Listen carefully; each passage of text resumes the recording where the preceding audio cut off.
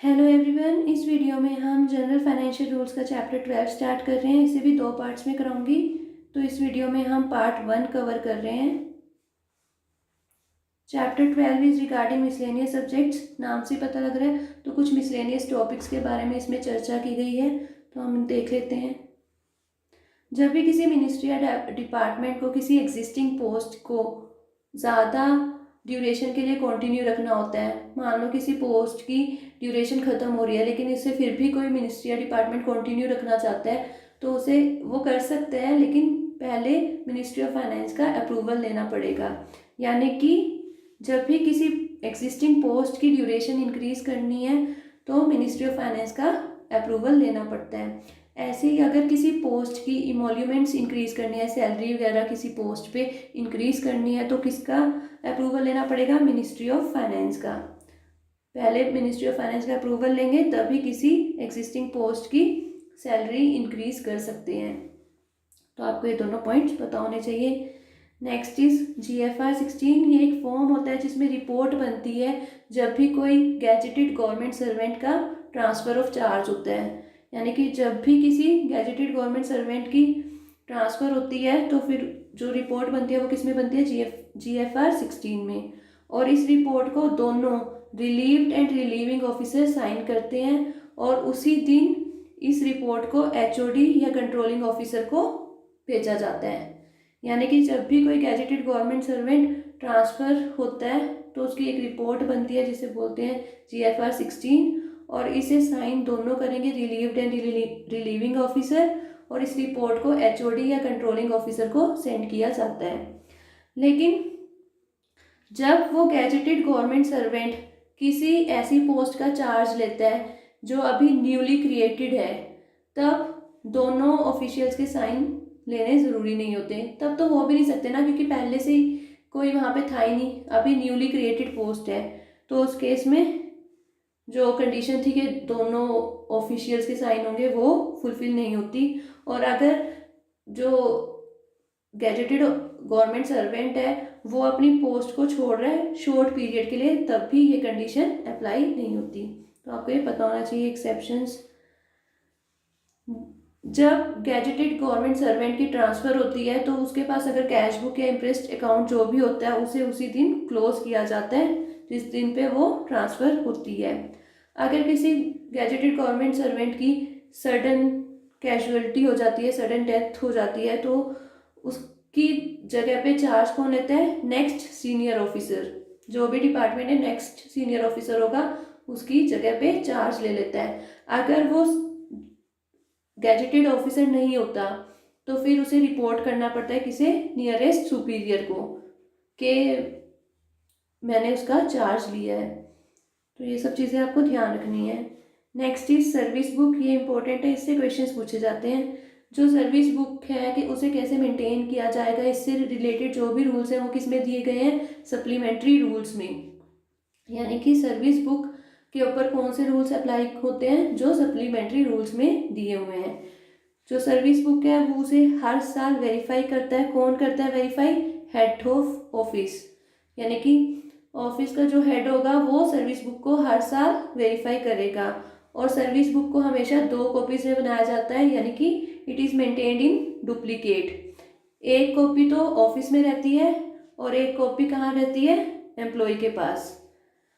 जब ये रूल बना था कि 2 कॉपीज में बनाई जाएगी सर्विस बुक, और जिस दिन से ये इम्प्लीमेंट हुआ था रूल, तो जो एग्जिस्टिंग एम्प्लॉयज़ थे उनको सर्विस बुक कितने दिनों में प्रोवाइड करनी थी? With in 6 months. तो आपको ये याद रखना है कि जब ये रूल इफेक्ट में आया था तो जो एग्जिस्टिंग एम्प्लॉयज़ थे उनको सर्विस बुक हैंड ओवर कितने दिनों में की गई थी? With in 6 months. और जो भी न्यू एम्प्लॉय अपॉइंट किए जाते हैं उनको सर्विस बुक कितने दिनों में दी जाती है? Within 1 month of the date of appointment. जिस दिन उनकी अपॉइंटमेंट होती है उससे 1 महीने के अंदर अंदर सर्विस बुक दी जाती है। तो आपको ये पता होना चाहिए, क्वेश्चन पूछा हुआ था इस बार इन दोनों में से। और हर साल जनवरी में जो एम्प्लॉई है वो अपनी सर्विस बुक ऑफिस में देता है ताकि ऑफिस वाले उसे अपडेट कर दें। और ऑफिस वालों की ड्यूटी बनती है कि जैसे ही वो सर्विस बुक एम्प्लॉय से लेते हैं उसके 30 दिन के अंदर अंदर उसे अपडेट करके वो एम्प्लॉय को वापस कर दें। तो आपको ये भी याद रखना है, इम्पोर्टेंट पॉइंट है बहुत ज़्यादा। कई बार क्या होता है एम्प्लॉय से सर्विस बुक गुम जाती है, तो जब वो न्यू सर्विस बुक लेता है तो उससे फ़ाइन लिया जाता है। कितने रुपीज़ का फ़ाइन होता है? 500 रुपीज़ का। तो आपको पता होना चाहिए कि 500 रुपये का फ़ाइन लिया जाता है अगर सर्विस बुक गुम हो जाती है, तभी नई सर्विस बुक प्रोवाइड की जाती है एम्प्लॉय को। ये वाला क्वेश्चन पूछा हुआ था इस बार, बहुत इंपॉर्टेंट है सर्विस बुक। अब हमें वेरियस क्लेम्स के बारे में पढ़ना है। सबसे पहले टीए क्लेम। टीए क्लेम मतलब ट्रैवलिंग अलाउंस क्लेम। तो ये इसकी ड्यू डेट कब बनती है? जिस दिन रिटर्न जनवरी होती है उससे जो नेक्स्ट डेट होती है उस दिन ड्यू डेट बन जाती है। जैसे कोई एम्प्लॉई है वो 30 जनवरी को वापस आया जनवरी से, तो 31 जनवरी क्या बन जाएगी? Due date. इस दिन से ड्यू हो जाएगा ये क्लेम, और इसे सबमिट कितने दिनों में करना होता है? Within 60 days. तो आपको ये डेज याद रखने हैं कि within 60 days of the due date TA claim submit करना होता है। अगर कोई 60 डेज के अंदर अंदर सबमिट नहीं करता तो वो क्लेम फॉरफिट हो जाता है। Very important. अब कोई गवर्नमेंट सर्वेंट है और उसका कोई केस वो लड़ रहा है कोर्ट में, तो उसे टीए क्लेम तभी दिया जाता है अगर वो निर्दोष साबित हो जाता है। और ड्यू डेट कब मानी जाएगी इस केस में? जिस दिन जजमेंट आएगी, यानी कि डेट ऑफ जजमेंट क्या होती है? ड्यू डेट होती है। और अगर वो निर्दोष साबित होता है तभी उसे टीए क्लेम दिया जाएगा। Next is LTC claim. LTC claim की ड्यू डेट कौन सी होती है? वैसे ही जब रिटर्न जनवरी होती है, जिस डेट को रिटर्न जनवरी होती है, मान लो 2 फरवरी को कोई गवर्नमेंट सर्वेंट एलटीसी से वापस आया है, तो 3 फरवरी क्या हो जाएगी? Due date. और उस ड्यू डेट से अब हमें देखना है कि कितने दिनों में क्लेम सबमिट करना होता है। अगर एलटीसी के लिए एडवांस लिया होता है उस केस में क्लेम 30 दिनों के अंदर अंदर सबमिट करना होता है। लेकिन अगर एडवांस नहीं लिया होता तब उस केस में 60 डेज का टाइम पीरियड होता है। तो आपको ये दोनों चीज़ें याद रखनी है। अगर एडवांस लिए है एलटीसी के लिए तो 30 दिन के अंदर अंदर क्लेम सबमिट करना होता है, और अगर एडवांस नहीं लिया होता तो 60 डेज के अंदर अंदर। अगर एडवांस लिया है और वो 30 दिन के अंदर सबमिट नहीं कर पाता तो उसके पास ऑप्शन होता है कि वो पूरा पहले एडवांस को रिफंड कर दे और उसके बाद 60 डेज का टाइम पीरियड ले ले। तो आपको ये सब कुछ पता होना चाहिए। अगर claim with in time period नहीं सबमिट होता तो फिर फॉरफिट हो जाता है। Over time allowance claim. Over time allowance claim की ड्यू डेट कब होती है?